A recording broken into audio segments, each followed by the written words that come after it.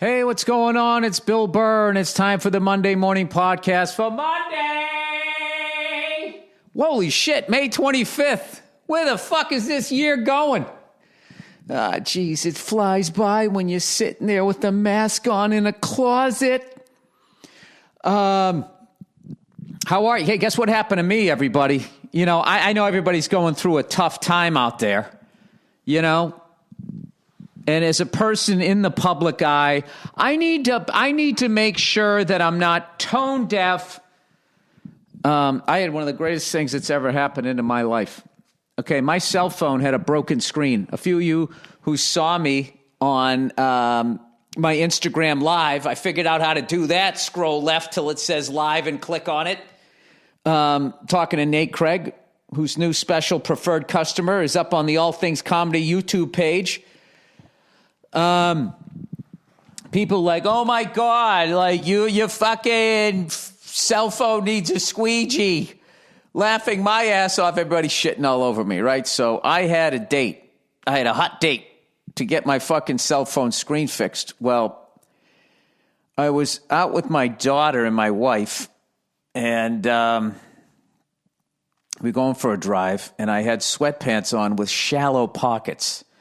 Thank you, Adidas, with your sweatpants with these fucking pockets. I don't even think I could get you know, those old school erasers when you were a kid, you know, the big one for the kid with the meaty hands, you know, strong of back, weak of mind, that big giant eraser. I could maybe get one of those in there. So my cell phone was in there, and when I sat down in the car, as I was closing the door like a fucking alley-oop, the fucking, you know, lob it and then the dunk, it was slid out of my pocket. And as it was hitting the ground, I was shutting the door. Not any harder than you normally would, but the screen was already cracked. And that's all she wrote. And it's just when I touch the screen, it looks like a fireworks show. It's just all kinds of red and blues and greens.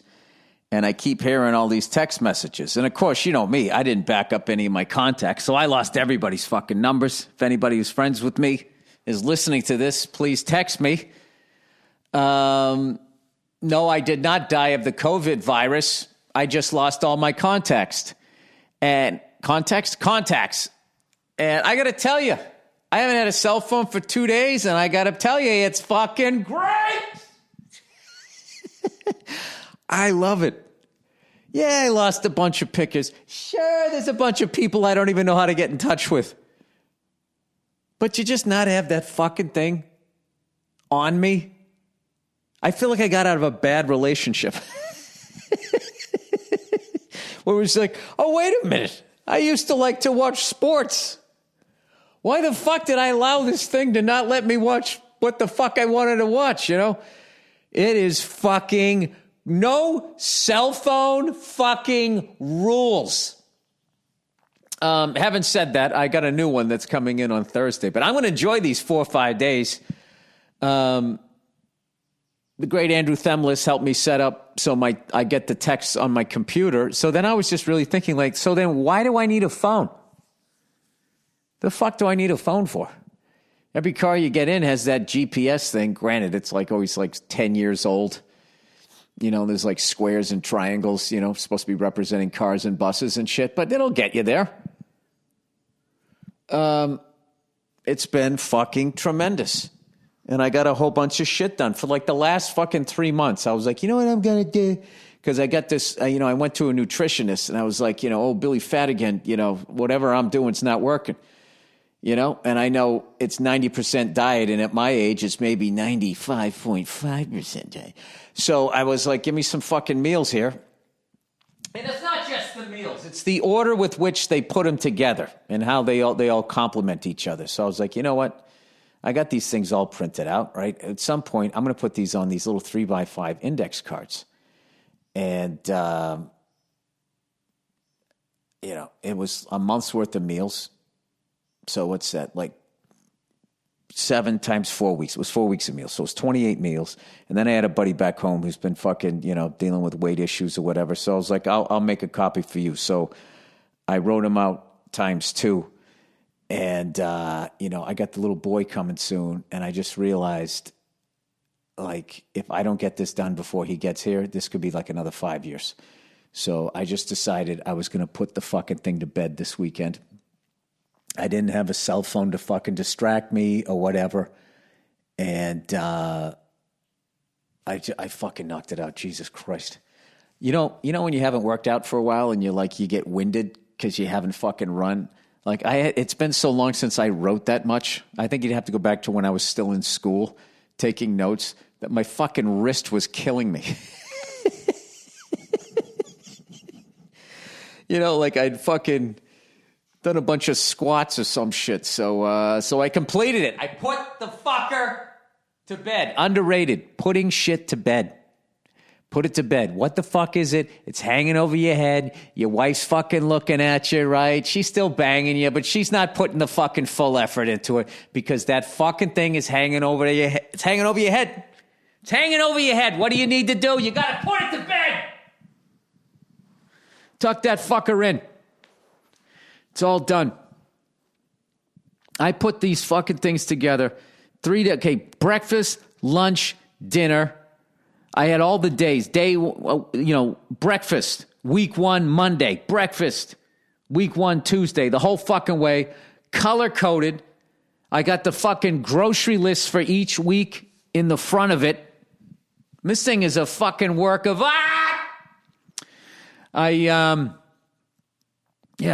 So I did that. And then there's been no sports on other than the Peyton, Tiger, Tom Brady, Phil Mickelson thing, which I watched. I really enjoyed that. I know a lot of people like bitching about sports, but I like no crowd and being able to hear them talk and everything. Like that last UFC, when you could actually, you never heard the punches for the most part. They'd always have to go, let's listen to that, and then they would go back and then you'd hear the audio. But in real fucking time, even just the bullshit hits. Bullshit meaning that a pro fighter can shake them off. Me, I'd be in fucking traction for the rest of my life. Just hearing those sounds, I just sit there and I watch these guys kick each other in the leg, whatever. But that last one with no crowd, I was wincing every just like the idea, whatever the leg version of a jab is. Not trying to be a tough guy over here, but I've been kicked in the shin before, and that's no fucking. That's no beach party, is it? What's a beach party, Bill? I don't know. I'm fucking pasty as hell. I heard they're fun for people with pigment. Speaking of which, I got to give a shout out to all the fucking mouth breathers out there going down to the beach. Going down to the fucking beach. You know who goes to the beach? Dummies. Let's go to the beach. Let's go sit in the fucking dirt and go into some water where everything in there is faster than me and can eat me. Let me go fucking dopes. Dopes go to the beach, and they're a special breed of dope. Now, granted, a lot of this shit is I'm jealous that I can't just run around with my shirt off and not get fucking burnt like a goddamn I fucking burn like garlic. You got to keep me moving, man, or it's going to be a fucking problem. There's a little jealousy here, but I just, in general, people who go to the beach. Okay, you guys thought that I made painters mad at me. Today, I'm going to try to see if I can make people who go to the beach fucking more angry at me than painters. They've settled down. They've settled down. They had a couple of Keystone Light. Sat on a couple of fucking open paint cans. Their dumb fucking Red Wing boots with the fucking paint all over them.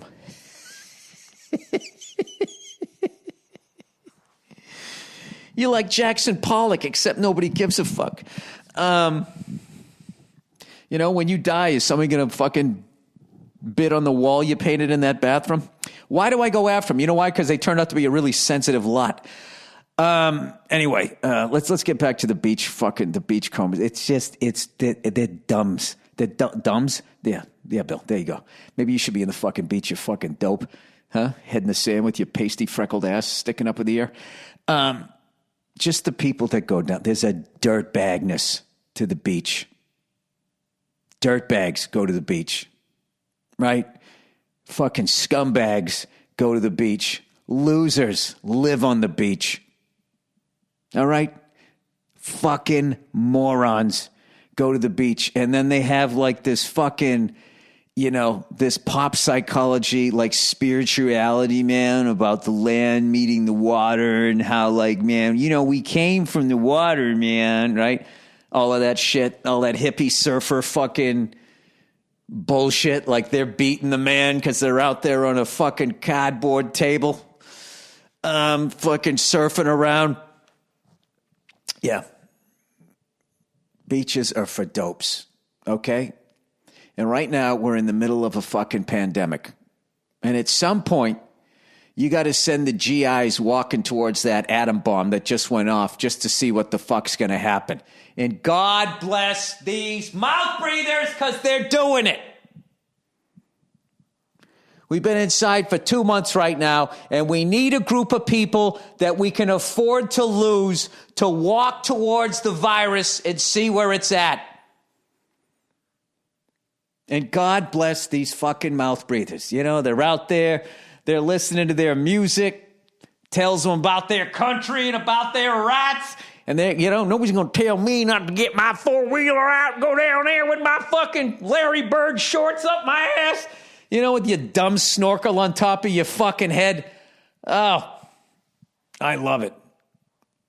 I love it. You send the weakest of mind out to the danger first. We can afford to lose these people. We can afford to lose these people. All right? So, this is what happens. They're like the human Groundhog Day. Right? The groundhog sees his shadow. He goes back into the hole. We got another fucking, I don't know how many fucking weeks of winter, right? He doesn't see his shadow. We can come out. So, if these fucking mouth-breathing, boogie-board fucking morons, who are down there, who listen to the worst fucking music, right? There's no thought. It's just like the most basic pop fucking horseshit, You let those fuckers go down there. Okay? And it is a win-win. Either they don't die, and then we can all go back. The smart people can fucking go back to running shit. Oh, this is elitist. This is so elitist. This is just the angry ramblings of a fucking boy in the bubble. That's all right? Either they survive and we can all go back to normal, or even better, is a significant portion of them die. And I'm willing to say that that's enough to swing an election. I'm not going to say which way. I know both sides thinks the other side is dumber. All right, but we're going to find out. We're going to find out, okay? Because I have a feeling a lot of people that fucking vote for Trump are going to be very happy, okay? Because even as dumb as a lot of people who voted for Trump, who can look the other way at a guy who just told you to fucking take fucking a shot of bleach. Even people that are that dumb, okay? There's a certain level of dumb that you get to that you can't afford to live near the ocean.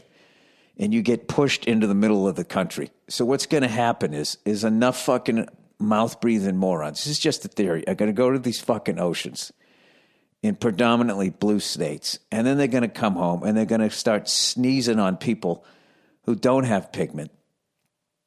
And I'm going to tell you right now, Donnie Trump gets a second term. All right? That's what's going to happen. But along the way, we're going to lose a lot of dumb people, which is a good thing. What do dumb people do? They breed. They breed like rabbits, okay? They can't figure out how to open a condom. They put it on backwards. They're morons. They don't plan it out. Take dick, stick in that, go until done. That's how they plan their life, right?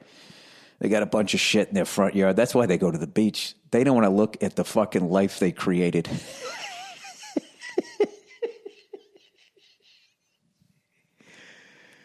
So get out there and twerk and boogie board and fucking roll all over each other. I love it. I hope you have a great time.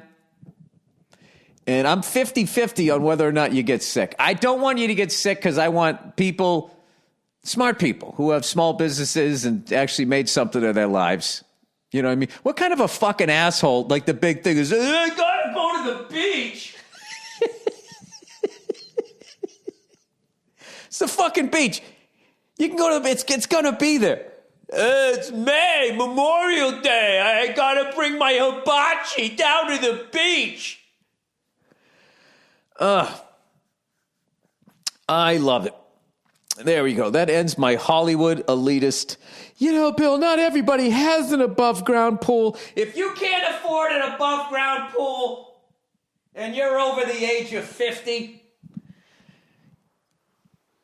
you got no one to blame but yourself. That's not true. Fucking bankers got their fucking foot on everybody's goddamn neck. What a bunch of dopes. Out of all the fucking things out there to bitch about, you can't go to the beach. What about how corporate America is going to be taking more of this, a bigger slice of the pie because the little guy can't survive? Oh, fuck all that. I can't put on my fucking goddamn sun hat and take a metal detector down there and hope I go find an old iPhone. Oh, Jesus. You know what would be great? A nice fucking tsunami. I'll just wash them all away. Anyway. And there's a lot of you probably got upset by that, but you do the same thing. Don't you think that you're part of a better group than you're really in? Don't you think you're a little smarter than you are? Don't you think that the world would just really fold for like 3 days if something happened to you? I'm fucking with you. All right, so there you go. So there's one for the mouth breather. I took the heat off the painters. You know what I mean? And I feel bad about the painters. You know, most of them have fucking brain damage from breathing in all of that shit and stripping away the fucking lead paint and all that stuff. You know, and they'll probably call themselves heroes, but who do they have to blame? Huh? Who put that lead paint there to begin with? Another painter. So you're just mad at yourself. You know, do you come from a long line of painters? Is everybody in your family good at coloring things in? Why am I doing this? I don't know. All right, let's get back to the podcast here, everybody.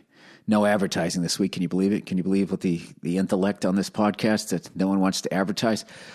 All right.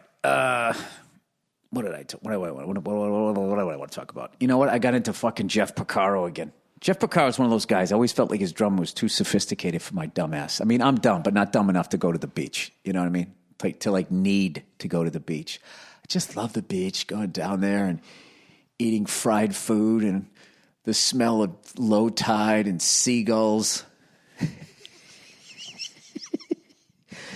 Oh, my dumb plastic floaty toys. When are sharks going to get their shit together?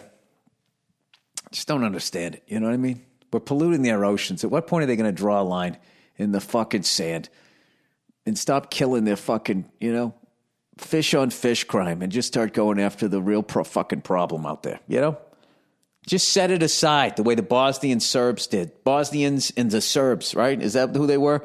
When the Russians came in, then they had a common enemy. Well, let's take a break on this. And then they fought the Russians for like a good fucking, I don't know how long, 60, 70 fucking years. And then the Russians left and they were like, all right, where were we? There we go, right? That was a weird time in history. Everybody had these weird names like Netanyahu, Boutros Bali. Remember that whole fucking weird time? You're like, is that a dictator or a fucking DJ? All right. Jeff Porcaro, everybody. Now, a lot of people know him as a drummer from Toto, right? Played the Bernard Purdy shuffle on Roseanne. All I want to do when I wake up in the morning is grab your ass, Roseanne. They had to change the lyrics, I think, right? After Me Too. All I want to do when I wake up in the morning is ask your permission and getting it in written form also, if I can touch your derriere. Gender neutral name. Fuck you. You fill up an hour by yourself with no advertising.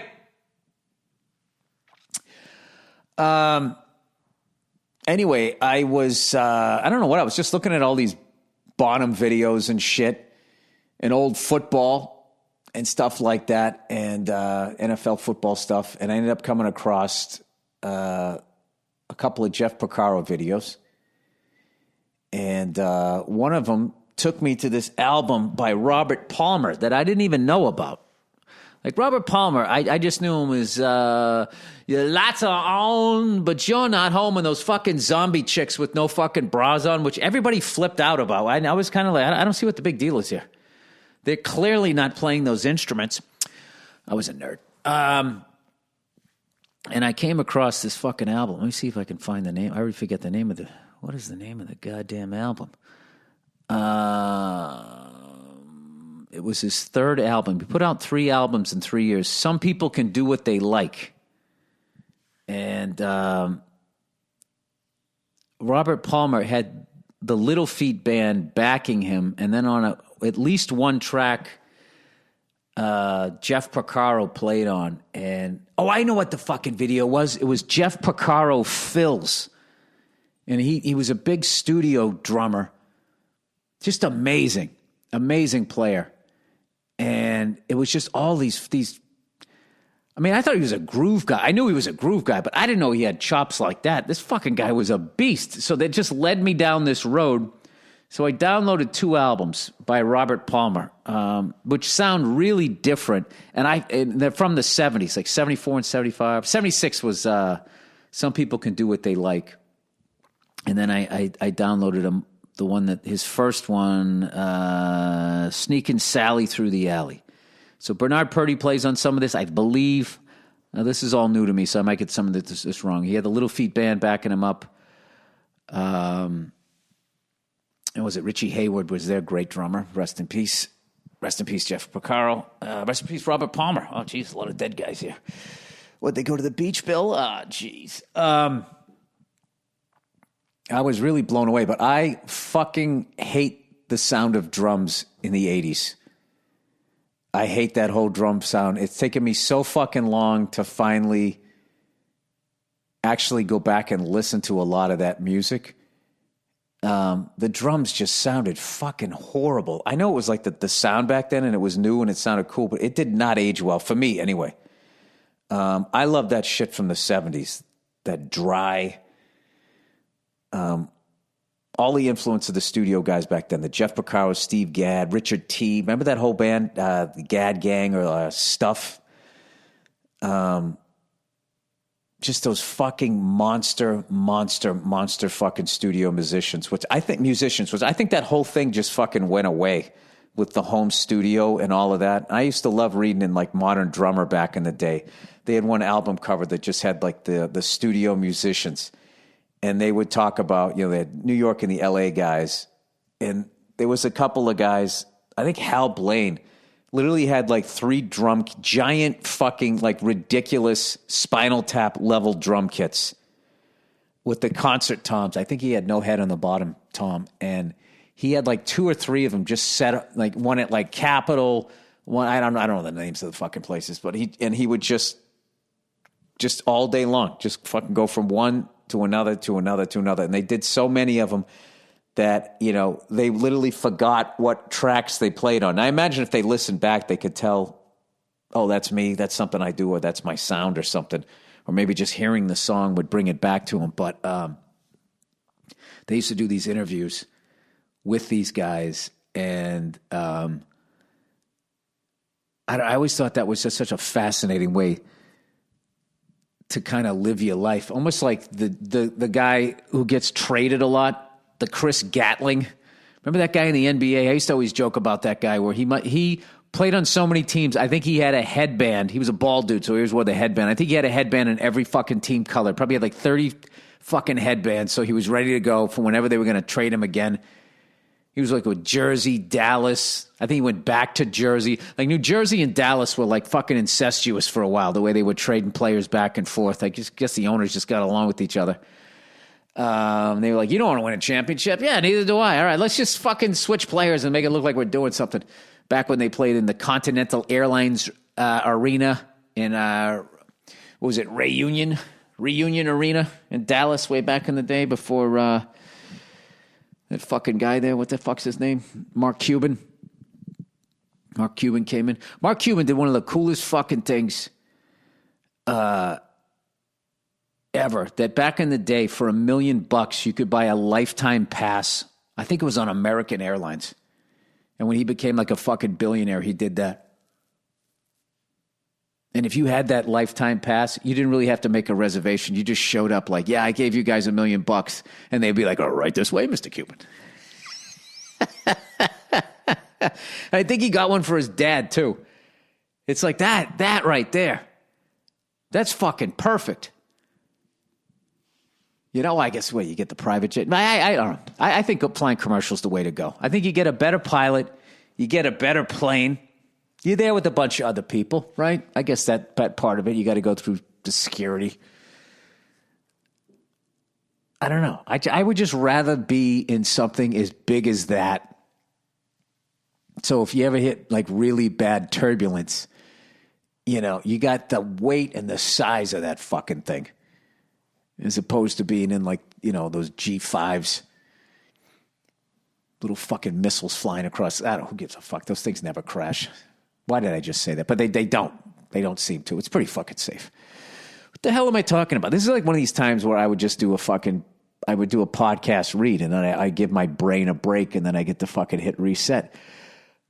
Well, not this time. Hey, old fucking Billy Old Shoulder. I now got it up. I'm using the pink 1 pound weight. I'm up to 3 sets of 10. So my thing, and then I take an anti-inflammatory and I ice it for 15 minutes 3 times during the day, on the day that I work. And it's been fucking working like perfect for me. So I'm going to get myself up to where I can do with the 1 pound pink weight. Ladies, 3 sets of 20 before I then make the leap. The biggest leap when you're rehabbing the fucking, is it rotator cuff? I always forget. Rotator. Rotates, right? I don't fucking know. Rotor's on a car, Bill. I think. I don't fucking know, right? Going from 1 pound to 2 pounds. That's the big thing. So when I get up to 20, when I get the 2 pounder, and increase 100% in weight. And that is like a Prince purple. All right. When I get to that one, I'm just going to do 3 sets of 3. Inflammatory, ice it 3 times, and then just see where the fuck I'm at. And then if nothing happens, then I'm on my way. Right? Because going from 2 to 3 pounds, as you guys all know, that's only an increase of, 50%. And then as you go up, then it's an increase of fucking 25% or whatever the fuck it is, all the way up. I don't know. I got to learn how to do percentages. God knows I have the time. I mean, Bill, if you're going to be an elitist, non-pigment person, do you realize how close I came to being on Hitler's list of chosen white people? I came so fucking close. You know, I had skin the color of milk. I have skin the color of milk, right? And I didn't have black or brown hair. You know? So like if he was on a game show and it's like, all right, Hitler, are you going to keep the Deutschmarks you got in your hand? Or are you going to try to create the perfect race behind door number 1? And then the hood looks at the crowd, go for it! Goes, yeah, go for it! Right? They always tell you to go for it, right? So, und take back your Deutschmarks. And he would go, and the thing would open up. And instead of having the blonde hair that he thought, I would have red hair, and instead of having pure milk white skin, I would have these awful freckles all over me. And then, we're sorry, Hitler. Come back in 20 minutes, you'll get to spin the wheel. Maybe you can win the showcase. I bet the German fucking Price is Right is amazing. Your next item up for bid is a new car, right? What a Porsche, Mercedes, Audi. But you know those cheap cunts probably give them a Volkswagen. And not even like a Beetle or something. It's probably like the Volkswagen. What do they have now? I remember you had the Jetta, the Scirocco, the Rabbit. I forget. I did respect the fact that they had that whole fucking, they sang a Beach Boys song in German. where they were just like, all right, we got to make being German cool again. Okay, it's the 80s. The H-Dog was 40 years ago. All right, you remember that? It was the GTI. They like, it was like something tiny GTI. You remember that? That sounds probably more like me. I'm doing a bad Asian thing, but it was a German thing. They sang it all in German, but it was to like a Beach Boys song.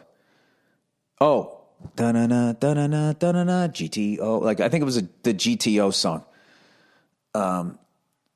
And they did it about the Volkswagen GTI. Jesus Christ, how much time have I done? This is like fucking jury duty this week. 30 minutes.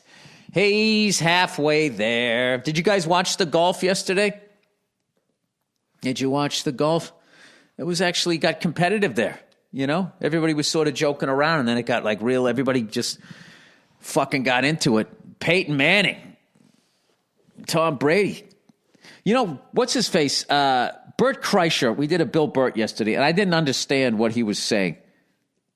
And I now get it, where he was saying that Tom Brady and Peyton Manning, if you watched how they play, you know, this is a completely different sport, but they're pretty. I didn't watch it close enough, but basically how like Michael Jordan can play basketball at the level that he does, and then also be like a scratch golfer. But like a professional golfer cannot go out and fucking become even like a Division I basketball player for the most part, right? But it seems like all of these fucking pro athletes. It's a different game. I don't know. Why do I always disrespect golf? I don't know. You know, if they could just send all the golfers to the beach and then a tsunami with sharks in it. Am I pitching I think I'm pitching a sequel to Sharknado, right? Was it really a tornado? Because tornado is like air. Shouldn't it have been like a water spout so the sharks could still breathe in there? Shark spout does not sound as good as Sharknado. Not that Sharknado sounds good. God, I would have loved to have pitched that movie. It's a horror movie. Everybody's afraid of sharks. Well, you know, we've kind of done the Jaws thing. They moved on to killer whales and anacondas and alligators. I just feel like it's been done. Wait a minute. This also has a tornado. There was a movie about tornado chasers with Philip Seymour Hoffman. They've already done that. No. It's that movie meets Jaws. What are you talking about? I'm talking about taking the sharks and putting them in a tornado. Do these sharks then go on land? That's exactly what they do. And it's bad enough that the tornado knocks over your house. And you're like, oh my God, has anybody seen my Foreman grill and my toaster? That was my favorite flat screen TV, right? It's on top of your grandmother's, you can't move, right? You fucking try to take the TV off, and then all of a sudden, inexplicably in the middle of Nebraska, a goddamn tiger shark takes your fucking leg off at the hip. And the movie mogul's like, God damn it. Can you get someone from 90210 in that? Yeah, you fucking kidding me? I have him attached, right? And everybody laughed, and what did they make? They made like fucking 16 of those, didn't they? They made like 3 of them? How many fucking Sharknados were there? Sharknado. There's somebody going around Hollywood getting hookers and blow, being introduced as, he's the Sharknado guy. Oh, did you come up with that? Oh. Sharknado. Sharknado 5, Sharknado 6, Sharknado 7. What the fuck? I'm so far behind. You got to binge watch Sharknado. How many Sharknados? Dude, that is the fucking best. If you're on the other side of your fucking career and nobody wants to fucking work with you, right? And then all of a sudden, oh my God, what are you doing, Sharknado? Yeah, fucking 7 of them, you cunt. Would you like to see my infinity pool? I love a comeback story. All right, they made one in 2013, 2014, 2015, 2016, 2017, 2018. These motherfuckers, they're not stopping. This is what kills me. is in 2013. To have one come out in 2014, you're talking shit. You're like, this is going to be a fuck. I don't even need to see this thing come out and even see how it does. We're immediately moving on to the next one. Like when they shot Back to the Future 2 and 3 back to back, right? 13, 14, 15, 16, 17, 18. A Jordan-esque run. The repeat, except they didn't take 2 years off to fucking do some shit with crabs. They just did sharks the whole fucking way. The last Sharknado. All right, so now we got... All right, we got to see the names here. We got to see the names. This is fucking great. Okay. There's Sharknado. Then there's Sharknado 2, the second one. Huh? See, this is the thing. You guys can laugh at Hollywood all you want, but you just lack the creativity at the end of the day. The same way I lack the pigment to go to the beach, so what do? Do I say, hey, have a good time at the beach? No, I wish for their watery deaths, right? You guys make fun of Hollywood, you know? None of you have the creativity to stick a great white shark into a tornado and then have the balls to take the money you haven't even made on the first one yet and double down and come out with Sharknado 2, and then, on top of that, come up with the killer sequel name, one of the hardest things ever to do, and come up with the second one, right? And then they're not done. They're like counting cards here. They're not going back to the room. They're going to take this casino down. 2015, they come out with Sharknado 3, oh, hell no, with an exclamation point. Huh? Oh, hell no. And I bet the movie started with that, with like, we finally stopped that second tornado with sharks. There's no way there's a third. And then all of a sudden it comes over the horizon with a couple of truckers in its mouth. And the 90210 guy, what does he say? Oh, hell no. Right? That's right up there with we got to get a bigger boat. Right? Sharknado 4. The Fourth Awakens. Right? You'd think at this point, by the time they made 4, they'd start talking about it on the Weather Channel, right? Sharknado 5, Global Swarming.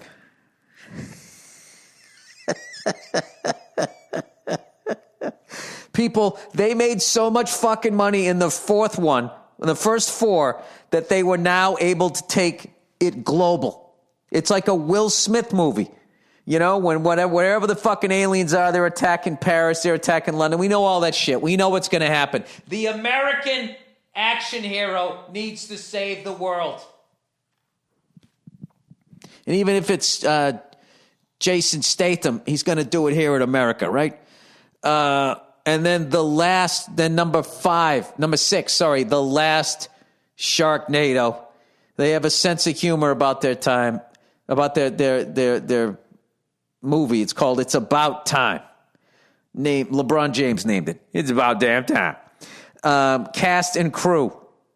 All right, let's look up the cast here. Dude, Ian Ziering did all 6. Tara Reid did all 6. It's fucking incredible. Ryan Newman. That's not the piano player, is it? Aubrey Peoples. That's a great name. Mark McGrath did 2 of them. I mean, David Hasselhoff did 2. How have I not watched these? Let me tell you that time I did a table read, and I guess I did such a bad job that they never asked me back to do the part. That happened a lot to me. But one of the people at the table read was David Hasselhoff, and I got to tell you something. That he was one of the best looking human beings I've ever seen in my life. Unbelievable. And he was fucking hilarious. David Hasselhoff was so good in that table read. I wasn't even annoyed that I didn't get the part. Not like I wasn't reading the same part. I was reading like, Mr. Herman, paging Mr. Herman. I had a quick little fucking thing in there, but it was what the fuck was that movie? I remember it was really, really, really funny and really, really well written. And I really, really wanted to get in it, and I did not. But I mean, I look the way I look, so I always understood it. I understood. It's like, well, you know, when you remake Children of the Corn, I know I'm in that one. Oh, that's great.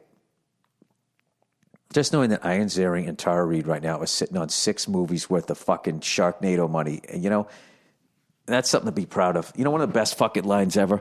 You know, these douches.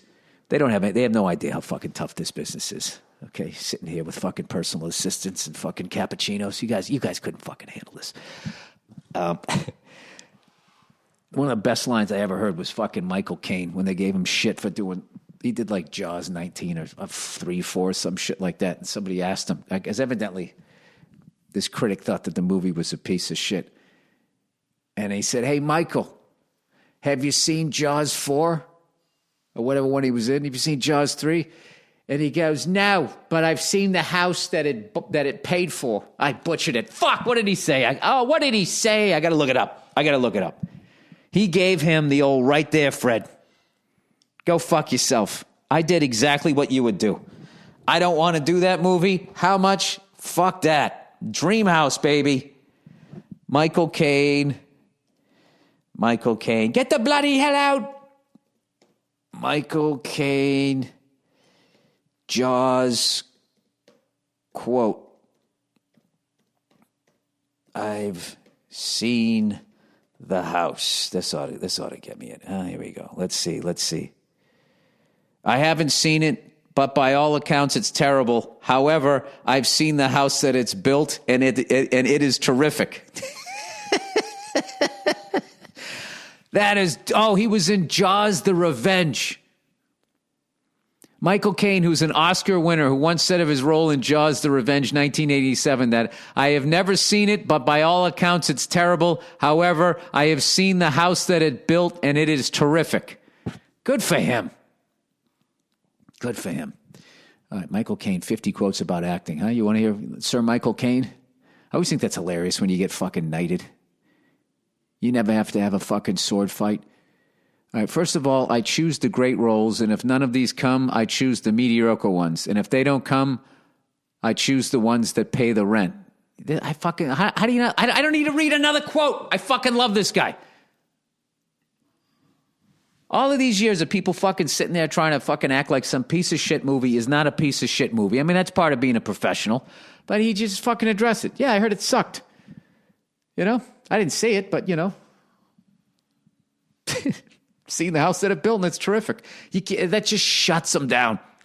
Shuts them the fuck down. All right, so the running time of Sharknado 1, 2, 3, 4, 5, and 6 is 540 minutes. You know they're all on fucking Netflix. You know, what the fuck? You know who's probably watched all 6? Who I lost his phone number if he's listening. You know who could actually break them down and could rank them? I would guess would be the great and absolutely fucking hilarious Judah Friedlander. Judah Friedlander, one time, we were at the Comedy Cellar, and he started ranking, what the fuck was his name? How the fuck did I just forget his fucking name? The guy with the ponytail. Made all the action movies. Then he became like a deputized guy, and he kept going up to fucking people they pulled over, and he kept going, "Where's the gun, cuz?" He kept calling everybody cuz. Like, that was his street lingo. Stephen, not Colbert. Stephen, fuck. Oh, God, this is going to torture. Got to look up one of his. It's funny, I can't remember his name, but I can remember Marked for Death. Steven Seagal. So Judah fucking ranked all of his movies and then could historically put him in what he brought to martial arts movies.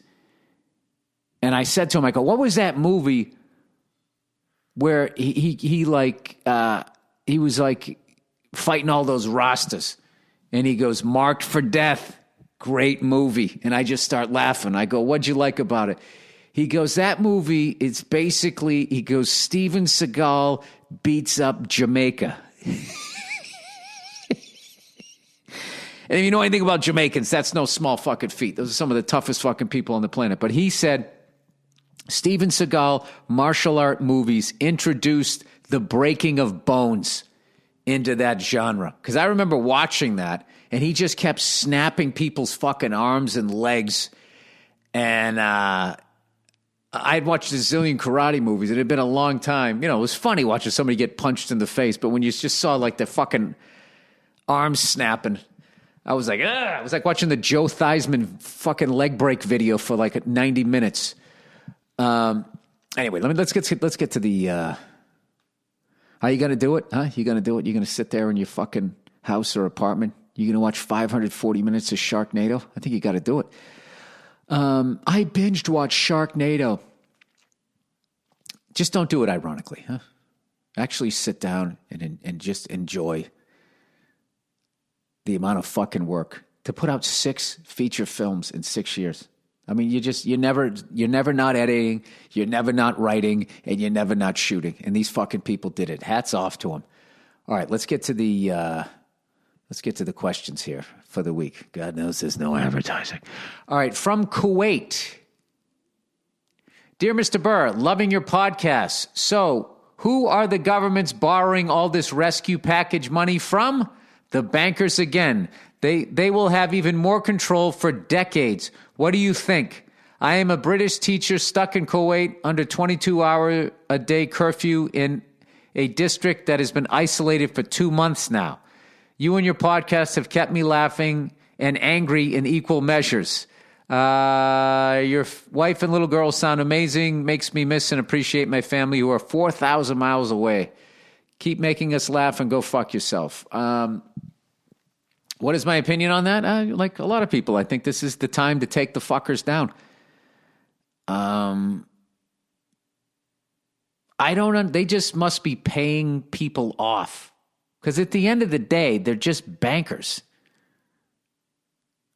I mean, who would you rather get into a fist fight with? A banker? Or somebody who fucking fights in the UFC? Right? Or some tough guy in a bar. Those are tough people. Bankers are not tough. They're just heartless people in offices. Beautiful, beautiful laminated gold offices, or whatever the fuck it is they're doing. Yeah, they're the only ones not losing money. They're Ray Liotta. Fuck you, pay me. I'll give you 3 months off, but after 3 months, you owe me 4 months plus the interest. Okay? I'll give you a 90-day break before we go right back to the wheel, and then you got to run, faster than fucking ever. What is my opinion on that? They are the fucking reason so many people are suffering. I don't know. Maybe that's oversimplifying it. Just the... All right, I'm going to go rogue here. It's God's fault. If you believe in God, it's God's fault. Okay? And God has been using the devil as a scapegoat for long enough.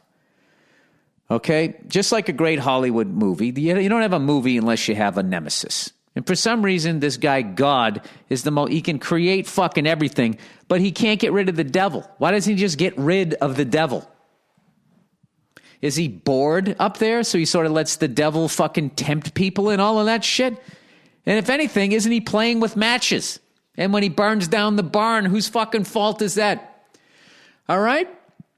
God created these bankers and he needs to strike them down.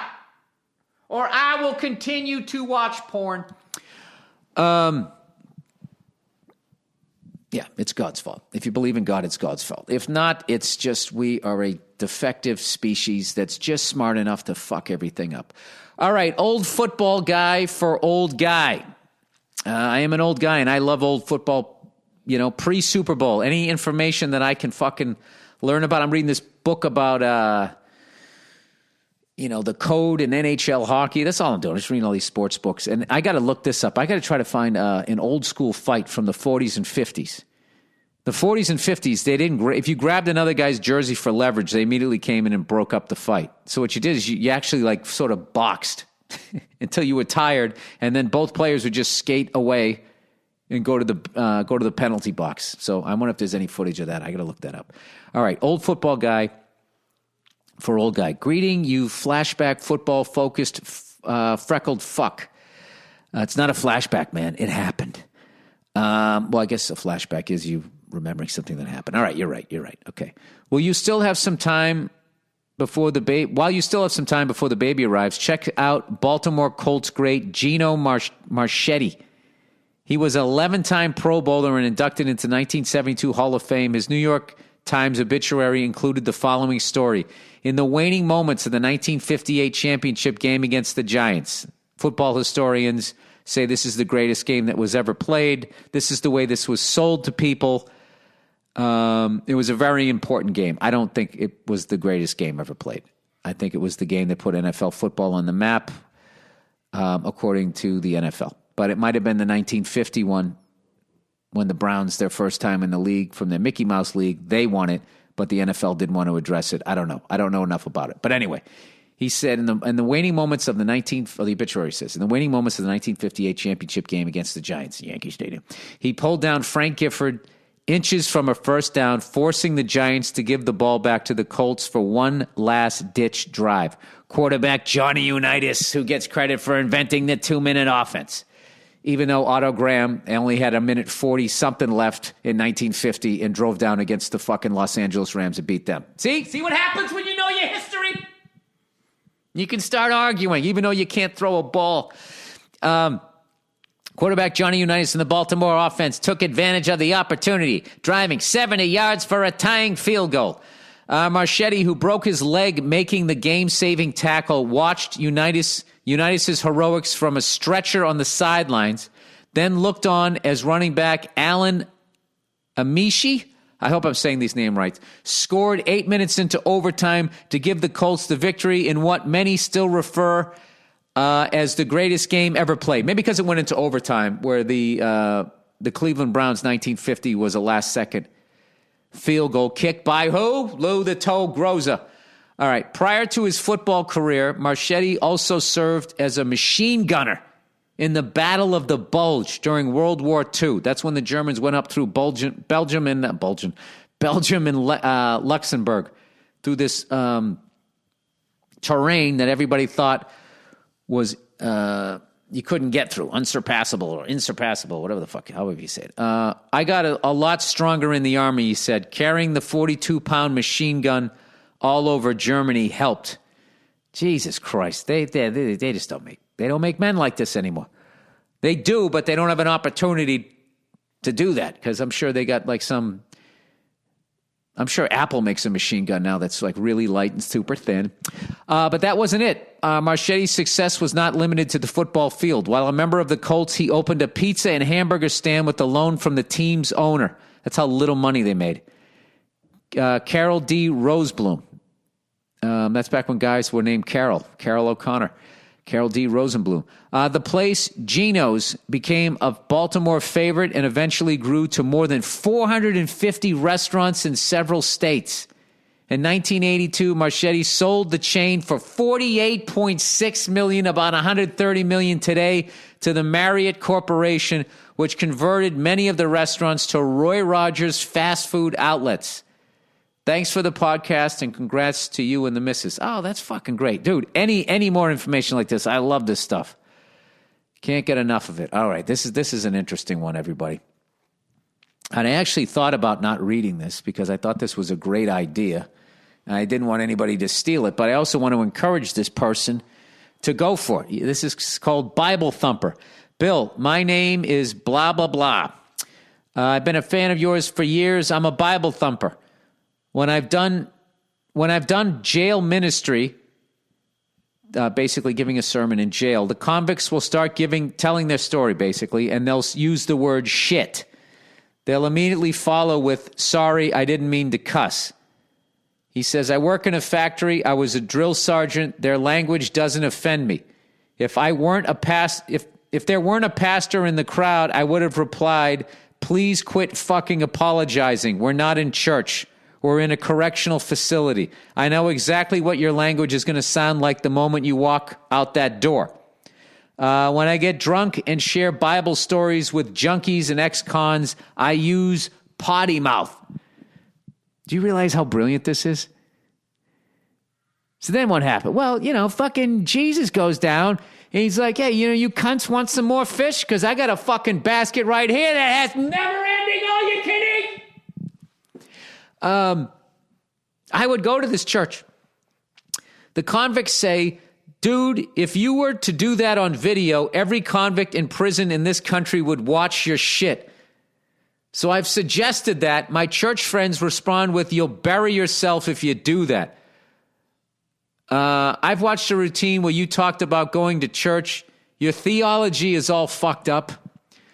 You know what? I'm too fucking dumb to know what does theology mean? My worldview? All right. You guys know what it means, right? You know what it means. You can look it up. I'll look it up later. I won't. Your theology is all fucked up. I'm sure it is. I don't even know what it is, but I'm sure you're right. That's okay. If you were to push Jesus, which I in no way expect, using street vocabulary, you would be more affected than any of the 40,000 other people pushing their shit. My position is this. If you want to reach the Chinese, you have to speak Chinese. No matter what demographic you want to reach, you have to speak to them in their native tongue. If you want to reach the dirty, you have to speak dirty. I was raised by a drunken bartender. He hired me to work in a bar at age 13. I graduated and joined the Army Infantry. I was a paratrooper. I became a drill sergeant while being a construction worker. I married a nymphomaniac. I satisfied her.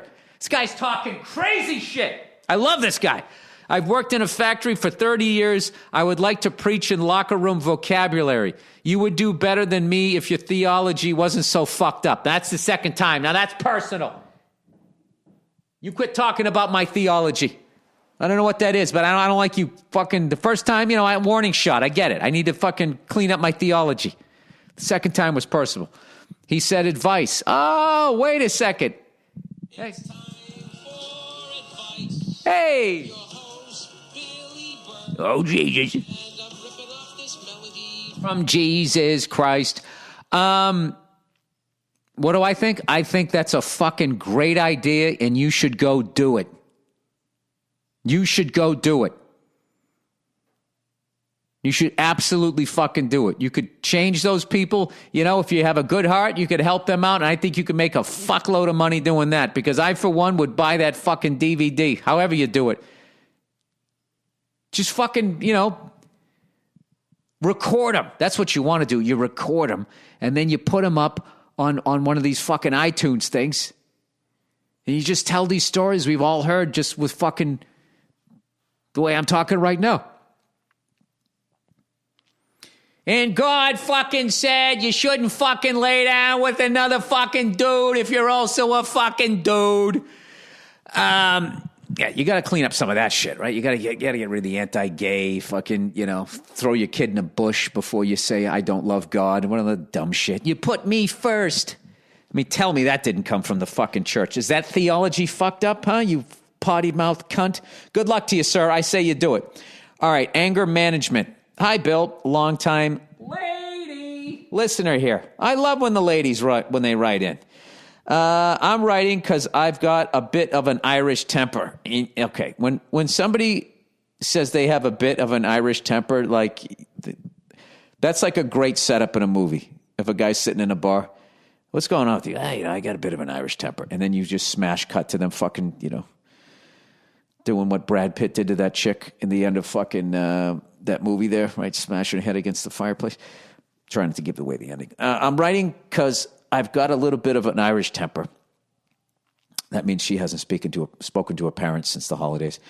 And I figured you'd know a little bit about that. I just recently got engaged to this angel of a man. Now, let's not take down the Irish here. I'm mostly German, so most of my anger, it has German blood running through it. He's incredibly patient. I just recently got engaged to this angel of a man. He's incredibly patient and calm. Opposites attract. Two things I am certainly not. I've dealt with anger my entire life.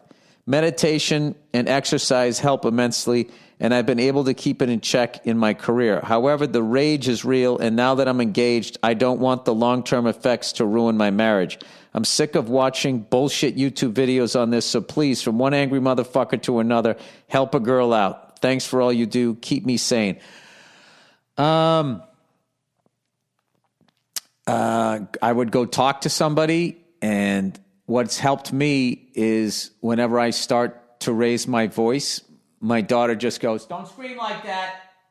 And then I go, you're right, buddy, you're right. And I keep telling my wife to do that. But for some reason, she won't. Because it would if she imitated my daughter, it would make me laugh, and it zaps me out of whatever it is that I'm doing. And I remember, somebody sent me something that was saying that back in the day, the Greeks thought that anger was temporary insanity, and that really stuck with me. Although I don't, it's like anger. My anger, it's like a volcano, in that it's dormant for a while, and then it just, like a dormant volcano, then it comes to life for a little while, and then it's just like, I don't know. I mean, you're basically asking like an addict who's still using how to fucking stop doing it. I would talk to somebody who isn't angry, because all I can do is just relate to your frustration. But that's what I would do. And I would really work on it. And then I would talk to the person you're going to marry and say that I don't want this to be an issue. But I need help. Just like an addict says, I need help with this. I can't do this by myself. So I've gotten to the point that when I'm losing my temper in my head, I'm like, Bill, stop doing this. But like, it's like this muscle memory. And I more times than not, continue to the ugly end of it. But, I was going for walks, but now I got to grab a mask and all of this shit. And then it gets me even more mad. Fucking mouth-breathing cunts want to twerk on the beach. It makes me even more upset. So I don't know. You're asking me to help you solve something that I haven't solved in my own life. All right. So if you figure it out, let me know. But I would definitely talk to a professional and talk to the person that you're with, and just tell them that, just let them know the ride that they're signing up for and that you need help. I'm sure you'll be fine. All right. Buying American-made products. All right. We're close to a recession, especially with this virus killing people that is 60 or older, and some younger people.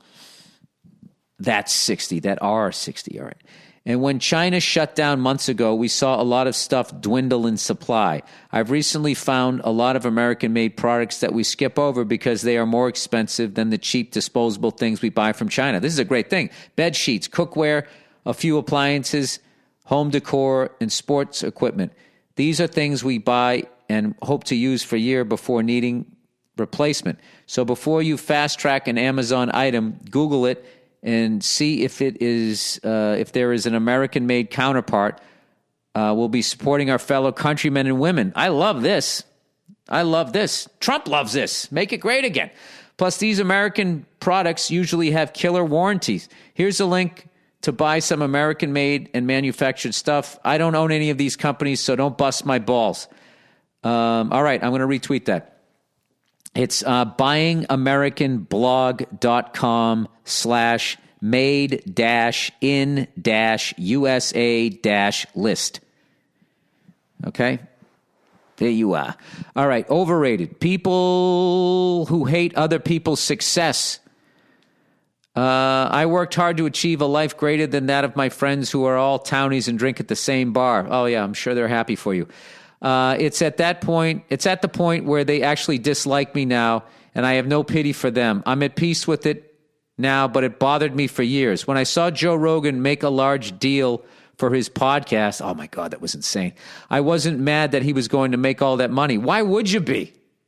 This guy, I mean, that's one of the most historic deals in Hollywood. This is a guy who left the Hollywood system. And everyone, oh, don't do that, man. Everyone's going to forget about you. Completely outside the system while sitting right in the middle of it.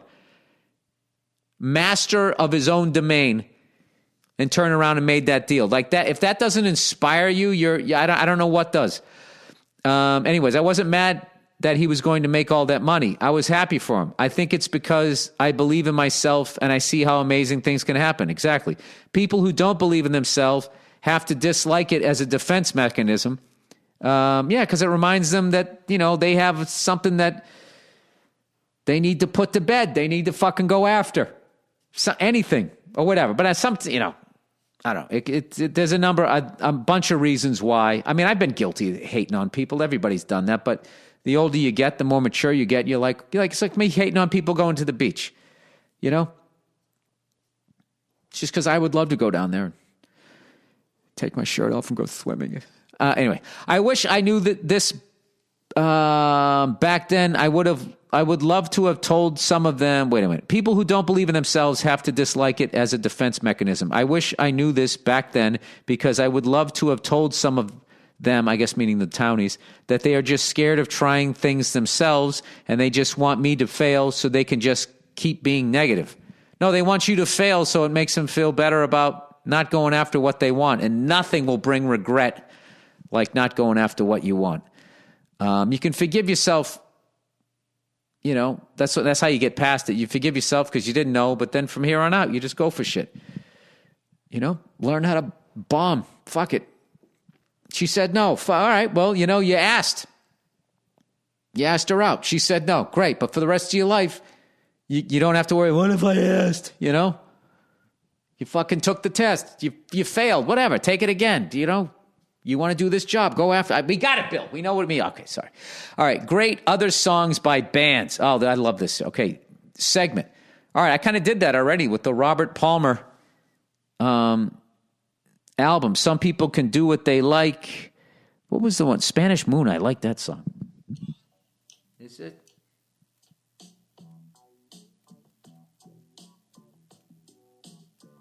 Oh, shit, now. I like that. I like that fucking slow fucking 70 dry drum shit. Anyways, where are we? It sounds like porno music. Well, I watch a lot of porn. All right, Stone Temple Pilots, And So I Know, off of Tiny Music, songs from the Vatican gift shop. The whole album is amazing. This track is a bit jazzy and more indie rock than normal Stone Temple Pilots. Number 2, everyone knows Living Colors, Cult of Personality, but the song Middleman kicks ass. I never bought their, I don't know why I never bought their albums.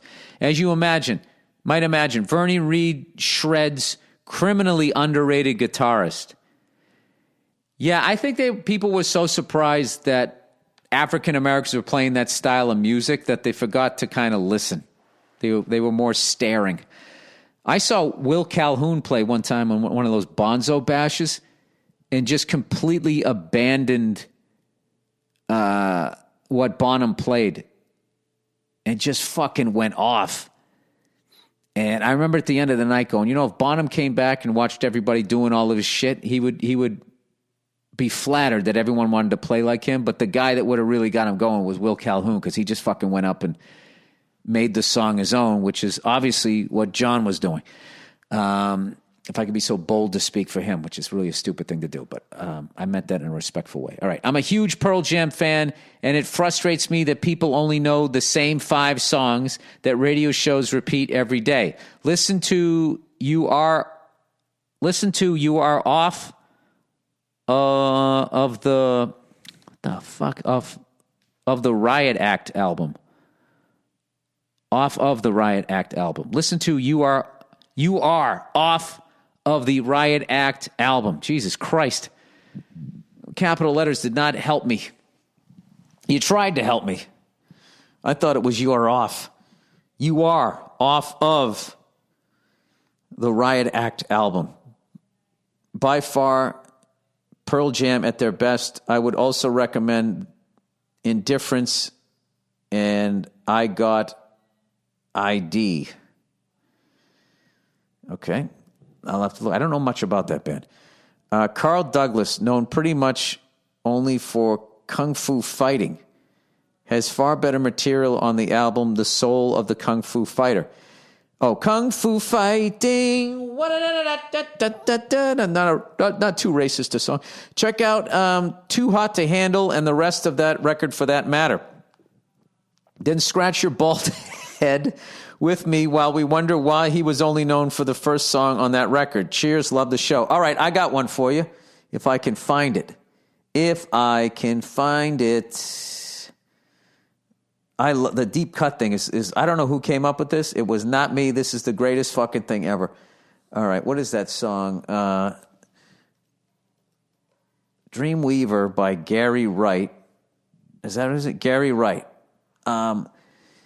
If you get the Dreamweaver album, okay, I would say, what is this? There's 1, 2, 3, 4, 5, 6, 7, 8, 9. 1, 2, 3, 4, 5, 6, 7, 8, 9 tracks. I would put Dreamweaver maybe is the 6th best track on that. I mean, this guy, he tried to make an album because everything was so guitar-oriented. He wanted to make an album that had no guitar. So it's all keyboards. But it's weird, but the keyboards sound like guitar. Either way, it's a killer album. And I forget the drummer's name on this one. This is the same album. Where the fuck is it? Doo-doo.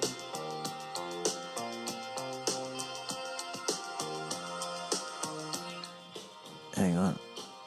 Here's another one. That's called Love is Alive. What the fuck is going on my goddamn computer here?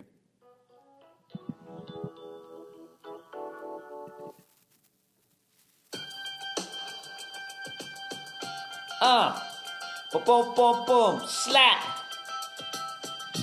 Bitch. What was the fuck? I gotta find out the drum on that one. See, I love that dry sound. You can fucking hear the drums. You can hear the ghost notes. You can hear all of that fucking shit in the 80s. I never was into that. We got it, Bill. You're not into it. All right, I'm not into it. You're not a producer either. All right. Gary Wright. Drummer. It's some of the most tasty fucking shit. Come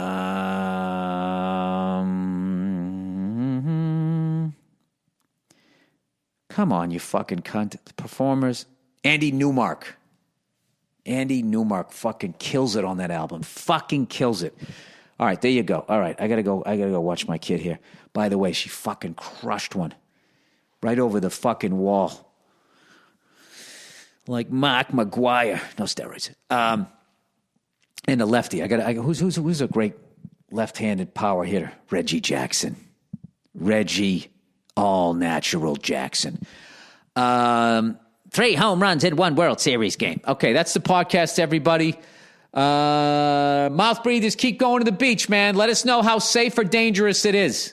You know? If it's safe, then you know what that means? Mouth breathers, you figured it out, and you're smarter than the CDC. All right? Make it great again. Go down to the beach. Get in the water. Cut yourself shave and get in the water. See what happens. Sharknado 7. The COVID crisis. All right. All right, fuckers. I'll talk to you later.